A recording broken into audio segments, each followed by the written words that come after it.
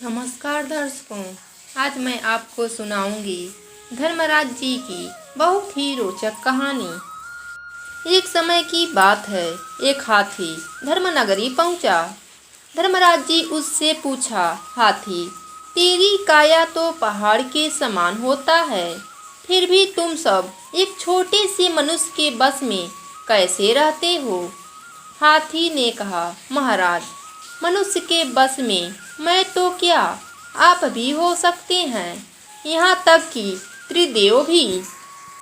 मनुष्य ही एक ऐसा प्राणी है जो भगवान को भी बस में कर सकता है, जीव जंतुओं को भी बस में कर सकता है। धर्मराज जी बोले, अरे हाथी, हमारे यहाँ तो हजारों मनुष्य आते हैं। हाथी बोला, हाँ महाराज, लेकिन आपके यहाँ जो आते हैं वह मरकर आते हैं, और मैं था जीवित मनुष्य के बस में। जीवित मनुष्य से आपका कभी सामना नहीं हुआ है। अगर जीवित के साथ आपको काम करना पड़ा तो सावित्री के साथ, जिसके बस में आप हो गए थे। यह सुनकर धर्मराज जी ने अपने दूतों से कहा, एक जीवित मनुष्य को ले आओ। वह रात के समय ही निकल गए। गर्मी का महीना था। एक कायस्थ अपने छत पर सो रहा था। धर्मदूत उसे खाट सहित उठाकर आकाश मार्ग से उड़ चले।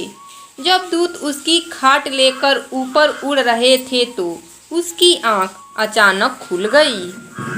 स्वयं को आसमान में उड़ते हुए देखकर उसने सोचा, यह क्या भला है, यह कैसे हो गया?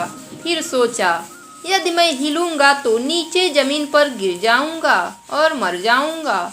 इससे अच्छा है देखता हूँ कौन है। कपड़ों से मुंह बाहर निकालकर देखा तो धर्मदूत उसे अपने साथ ले जा रहे थे।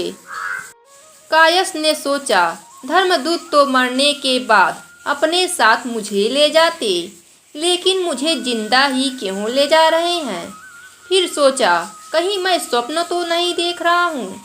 तुरंत उठा और कहा, नहीं नहीं, यह तो सच है। फिर सोचा, कहीं मेरा भ्रम तो नहीं? नहीं नहीं, भ्रम की तो कोई बात ही नहीं, बात सोरे आने सच थी। कायस ने दूत से कहा, अरे मुझे कहाँ ले जा रहे हो? उन्होंने कहा, धर्मराज जी के पास। उसने तुरंत ही विचार किया और उसे याद आया कि रात के समय काम करते हुए कागज और कलम उसके पास ही रखे रह गए थे। उसने तुरंत अपने पास से कागज और पेन निकालकर उस पर एक धर्मराज जी के नाम चिट्ठी लिख दी। धर्मराज, मनुष्य की यथा योग्य आज्ञा सभी को मानना है।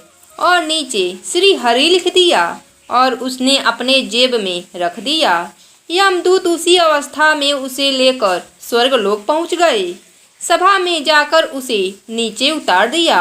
सुबह होने के बाद धर्मराज जी दरबार में आए। उन्हें देखकर कायस्थ ने चिट्ठी उनके हाथ में दे दी। देवयोग से जो श्री हरि लिखा हुआ था और श्री हरि के हस्ताक्षर आपस में मिल रहे थे। कागज पढ़ते ही धर्मराज जी झट से खड़े हो गए और हाथ जोड़कर बोले, बैठिए महाराज, और उसे अपने स्थान पर बैठा दिया और उसके कहे अनुसार कार्य शुरू हो गया। अब सामने अपराधी आने लगे। चित्रगुप्त पास में ही बैठे थे। चित्रगुप्त ने धर्मराज जी से एक अपराधी के विषय में पूछा। कायस्थ पूछा, यह कौन है? चित्रगुप्त जी बोले, यह बनिया है। कायस्थ बोला, यह क्या करता था? चित्रगुप्त जी ने कहा, झूठ, कपट, चोरी और पाप ही किया करता है। तब कायस्थ बोला, अरे लेना देना तो झूठा ही हो सकता है, लेकिन खाना पीना? चित्रगुप्त जी बोले, महाराज, यह अच्छे खाते हैं और सोचते हैं कि सरकार को पता न चल जाए, इसलिए यह सबसे कहते हैं कि हम मिलावट वाला अन्न खाते हैं। इस प्रकार यह झूठ बोलते हैं, यह झूठा खाते भी हैं। तब कायस्थ ने कहा, इस विषय में क्या किया जाए? चित्रगुप्त जी बोले, इसे नरक में डाल दिया जाए। कायस्थ बोला, तुम कुछ नहीं जानते, इसे बैकुंठ भेज दिया जाए। चित्रगुप्त बोले, भगवंत, यह वैकुंठ में जाने के लायक नहीं। तब कायस्थ ने कहा, तुम्हें इस बात से कोई मतलब नहीं है, इसे वैकुंठ भेज दो। कुछ समय बाद ग्वालन आई। चित्रगुप्त जी ने बताया, यह दूध बेचती है, जिसकी वजह से बच्चों को बीमारियां हो रही हैं। कायस्थ ने पूछा, यह कैसे? चित्रगुप्त जी ने कहा, यह दूध में मिलावट करती है और गंदा पानी भी मिलाती है, फिर उस दूध को पीकर लोग बीमार पड़ जाते हैं, इसलिए यह बहुत बड़ा पापीन है, इसे भी नरक में भेज दिया जाए। कायस्थ बोला, नहीं, इसे भी वैकुंठ धाम भेज देना चाहिए। एक काम करो, जो भी व्यक्ति आए उसे वैकुंठ धाम भेज दो। इस प्रकार भगवान ने देखा कि वैकुंठ आने वालों की कतारें लगी हुई हैं। कहीं ऐसा तो नहीं पृथ्वी पर भक्ति का प्रचार हो गया हो। फिर ध्यान लगाया तो पता चला कि वहाँ ऐसा कुछ नहीं है। फिर यमलोक के बारे में विचार किया तो पता चला कि अंधेर वहाँ है। वहाँ कोई कायस्थ आकर बैठ गया है, वही सभी को वैकुंठ भेज रहा है। भगवान तुरंत धर्मनगरी पहुँचे। उन्हें आया देख सभी उठ खड़े हुए। कायस्थ भी खड़ा हो गया। भगवान को ऊपर बैठाकर सब नीचे बैठ गए। भगवान ने पूछा, धर्मराज, तुम्हारे यहाँ इतना अंधेर कैसे? तब धर्मराज जी बोले, महाराज, आपने जब से इस व्यक्ति को यहाँ भेजा है तब से अंधेर हो गया है। इसके पूर्व हमारा वही खाता बिल्कुल सही था। भगवान बोले, यह व्यक्ति कौन है, कहाँ से आया है? धर्मराज जी बोले, यह जो आपके सामने बैठा है वही है। भगवान ने उससे पूछा, तुम कौन हो और यहाँ कैसे आ गए? कायस्थ बोला, आपने ही तो मुझे यहाँ भेजा था। भगवान ने धर्मराज जी से पूछा, यह मेरा भेजा हुआ व्यक्ति है, यह तुमने कैसे मान लिया? धर्मराज जी ने कहा, आपने ही तो एक पत्र देकर इसे यहाँ भेजा है। भगवान ने पत्र देखा तो उन्हें हस्ताक्षर मिला। भगवान ने उससे पूछा, यह पत्र किसका लिखा हुआ है? कायस्थ ने कहा, महाराज, आपका लिखा हुआ है। तब भगवान ने कहा, मेरी तो तुमसे बात ही नहीं हुई, पत्र कैसे लिखा गया? कायस्थ बोला, आप तो सबके हृदय में रहते हैं। गीता में आपने ही तो कहा है, मैं संपूर्ण प्राणियों के हृदय में स्थिर हूँ। मुझसे ही स्मृति और मुझसे ही ज्ञान होता है और संसद आदि दोषों का नाश भी होता है। संपूर्ण वेदों के द्वारा मैं ही जाने योग्य हूँ। वेदों के तत्व का निर्णय करने वाला और वेदों को जानने वाला भी मैं ही हूँ।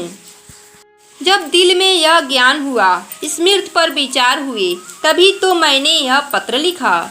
यह आप ही की तो प्रेरणा है और आप पूछते हैं कि किससे प्रेरणा लें। भगवान बोले, यह बात तो ठीक है, लेकिन तुमने यह किया कैसे? जो आए उसी को वैकुंठ धाम में भेजकर तुमने बड़ा अन्याय किया है। कायस्थ बोला, महाराज, यह बात तो मैंने पहले ही सोच ली थी कि यह कुर्सी मुझे सदा के लिए नहीं मिलने वाली, इसलिए जितना समय मिला है उतने में मैं कुछ कर लूं, वही मैं कर रहा था। मैंने तो यह नियम बना लिया था कि मुझे किसी को नरक में नहीं भेजना, सभी को स्वर्ग या वैकुंठ में भेजना है। भगवान बोले, अनुचित करने वालों को भी तुमने वैकुंठ में भेज दिया, यह कैसा न्याय किया? कायस्थ बोला, महाराज, माना कि मैंने अन्याय किया है। मैंने यदि अनुचित किया हो तो उन्हें वापस भेज दीजिए, किंतु ध्यान दें, वापस भेजने पर आपको गीता का यह श्लोक मिटाना पड़ेगा।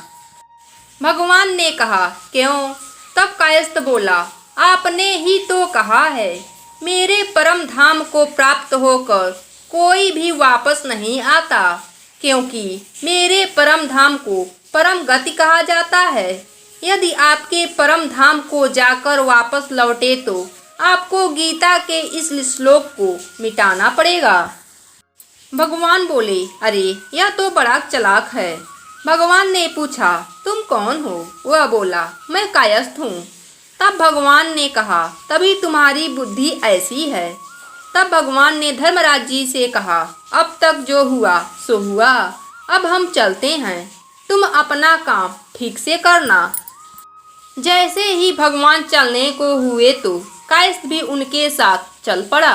भगवान ने उससे पूछा, तुम कहाँ जा रहे हो? कायस्थ बोला, जहाँ आप जा रहे हैं वहीं मैं भी जा रहा हूँ। भगवान ने कहा, क्यों? कायस्थ बोला, आप ही ने तो अर्जुन से कहा था, हे अर्जुन, ब्रह्मलोक तक सभी लोगों को पुनर्वृत्ति होती है, लेकिन मुझे प्राप्त होने पर पुनर्जन्म नहीं होता। भगवान, यदि ब्रह्मलोक तक हुआ व्यक्ति वापस लौटता है, यह तो धर्मनगरी है, यहाँ से तो वापस लौटना ही पड़ता है, लेकिन मैं तो अब आपको प्राप्त हो गया हूँ, वापस कैसे लौटूंगा? नहीं तो गीता के श्लोक में दोष आ जाएगा। तब भगवान धर्मराज जी से पूछा, यह यहाँ तक कैसे आया? तब धर्मराज जी ने सारी बात बताई। तब भगवान के सामने दूतों को अपने पास बुलाकर उनसे पूछा, क्या तुम इसे यहाँ तक लेकर आए? दूत बोले, हाँ, हम इसे यहाँ तक लेकर आए। तब भगवान बोले, तुमने बताया क्यों नहीं कि हम इसे यहाँ तक लेकर आए हैं? तब उन दूतों ने कहा, महाराज, हम क्या कहें, यह आदमी यहाँ आया और आकर पत्र दिखाया और धर्मराज जी ने इसे अपनी गद्दी दे दी। हम सब ने सोचा यह आपकी जान पहचान का ही आदमी है, तो फिर हम क्या कहते? तब हाथी ने कहा, मैंने कहा था मनुष्य के बस में मैं तो क्या, आप और भगवान भी हो सकते हैं। भगवान और धर्मराज जी दोनों ने कहा, ठीक है। इसके बाद भगवान कायस्थ को लेकर जाने लगे। कायस्थ बोला, हे भगवान, कृपा करके इस हाथी को भी अपने साथ ले चलें। भगवान ने कहा, क्यों?